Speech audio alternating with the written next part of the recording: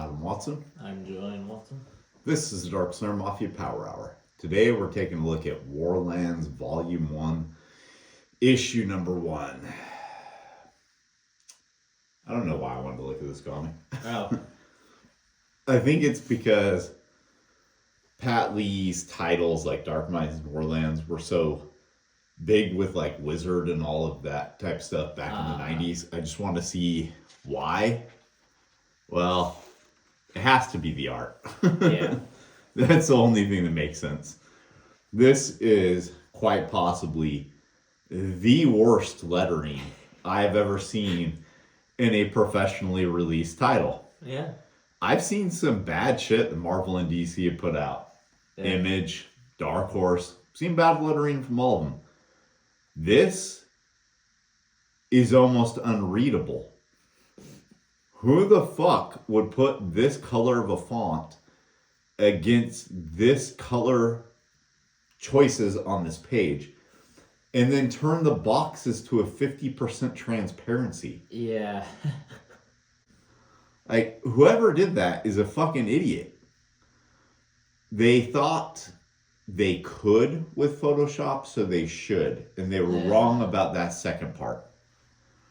And then we get like this almost calligraphy style to the credits for the names, which just makes it hard to read too. Yeah. Pat Lee did the pencils, plot, separations, and FX. Adrian Sang is a writer. Alvin Lee is the inker. Arnold Sang is the ink's assistant. Omar Dogan did the background assists. Angelo Sang did the separations. Shane Law did the separations. Simon Young did the letters. Roger Lee is the editor. And then Eric Coe did the production manager. Amelia Lowe is the director of sales. And Kello Graphics is the film output. Now, normally I don't go that into depth with all of the other parts like editors and stuff like that, right? Yeah. But I'm only mentioning that here because that's how many fucking people worked on this title and not a single one could take a look at this and say, no, don't do that. Don't fucking put that on the page. What the fuck is wrong with you? Are you trying to piss off the audience and make sure they never come back? They're just going to buy it as an art book. Nobody's going to read this shit because they can't. So, from what I get in this, elves and humans and something or others are fighting vampires in a land called Warlands. It's a very good name for lands. For a peaceful land. Right? So, cool artwork. Good artwork. The lettering shit everywhere. Yeah. Every time they use a caption box, they do a 50% transparency. And they use the most conflicting colors possible.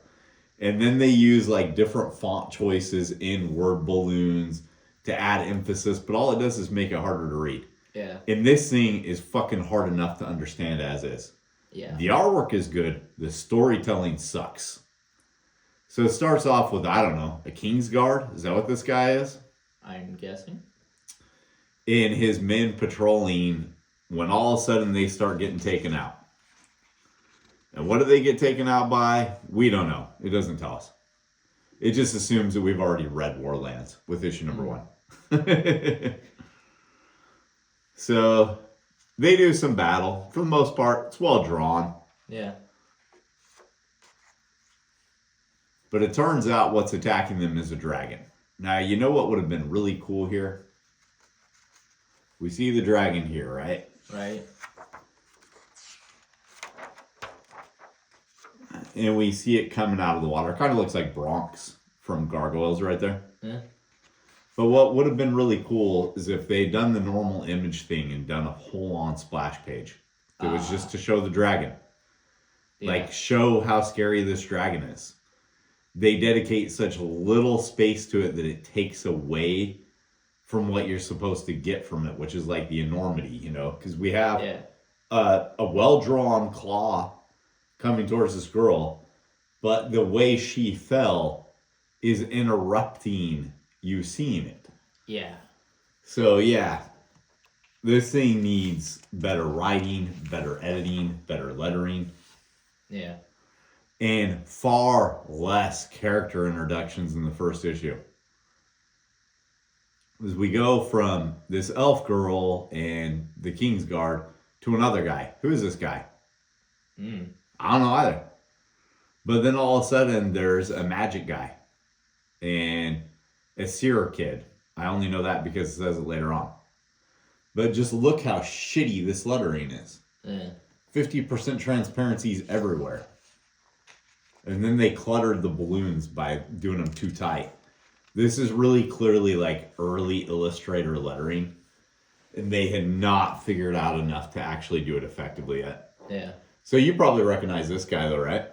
I think so, yeah. You used to have an action figure of him. Yeah.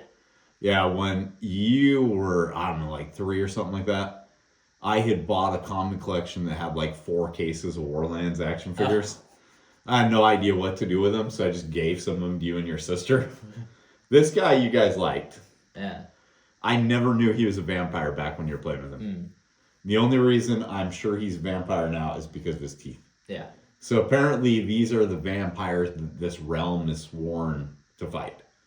I do like that they use different lettering balloons for them so that you can easily identify the vampires who otherwise might just look like everybody else, right?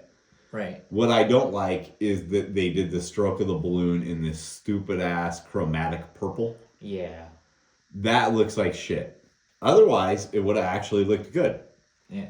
But when they got close to doing something good, nope, they had to fuck it up somehow.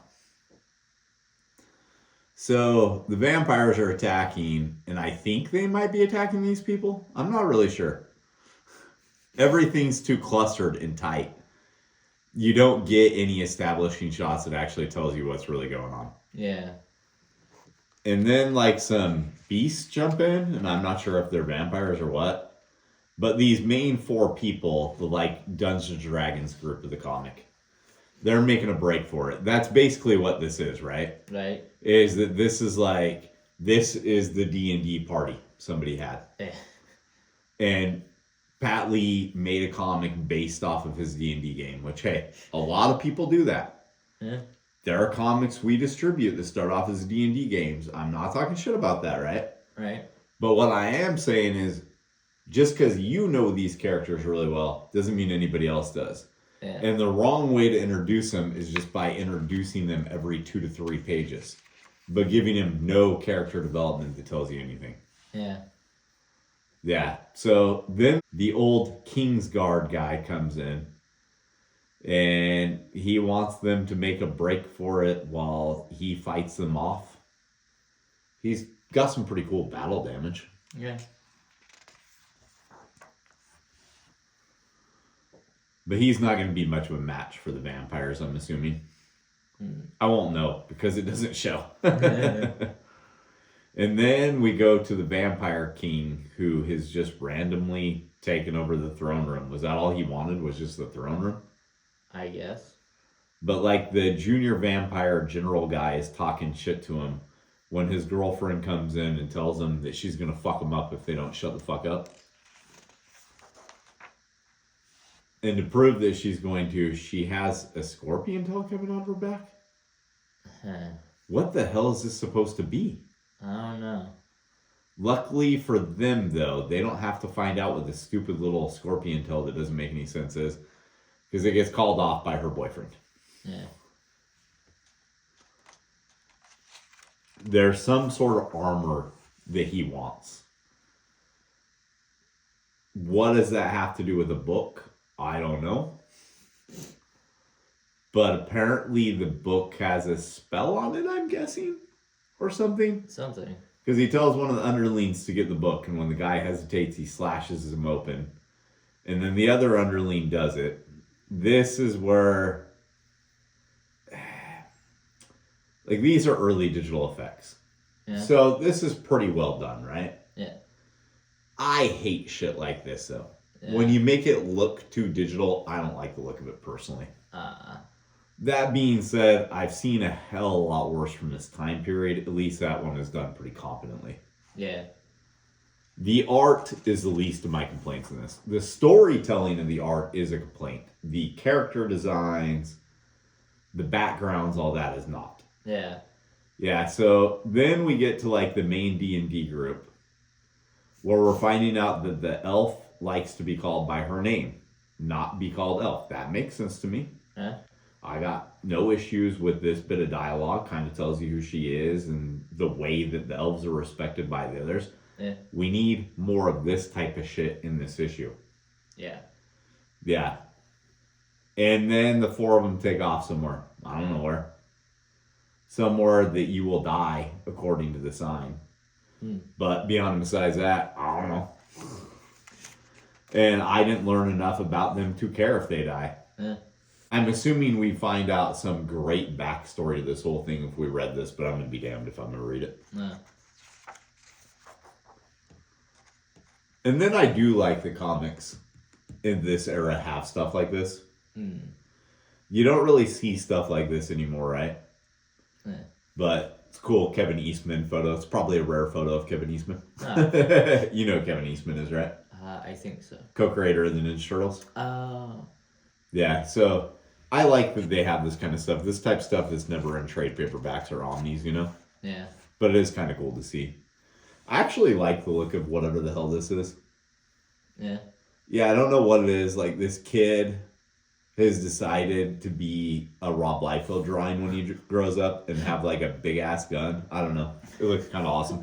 I might have to check that one out if I find it in 50-cent bins. Yeah. And it's written by Joe Kelly, who's a good writer, actually. Yeah. And then, what is going on here?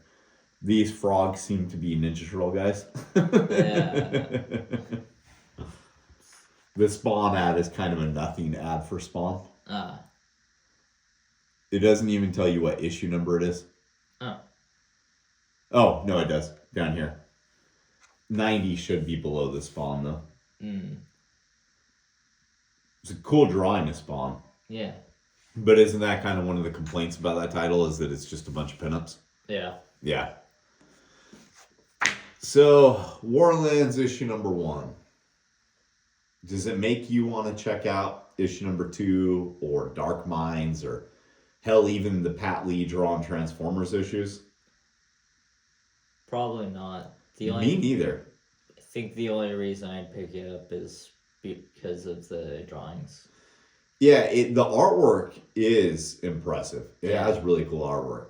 The way the armor is drawn is probably my favorite part. I can agree with that. I like the weapons too. Yeah, the weapons are... There are okay. things, I am curious how this is connected to her though. Yeah. But she's an elf. Maybe she's magic. I don't know. My complaints are all in regards to the storytelling. Yeah. It's rushed, and yet at the same time, it takes too fucking long to get to the point. Yeah. It managed to be both things. And the Yeah. lettering is fucking horrid. I would be curious to see if this thing read better if they just had newer lettering done where we actually know how to do these digital things a little bit better, you know? You got anything else? Nope. All right, let's go make some comics. We didn't create the comics that were featured in today's episode, but we did create these. Check out Ghost Assassin in the Cards and the Chihuahua Who Flew Away mini comic, both of which were written by me. The Chihuahua Who Flew Away was illustrated by me.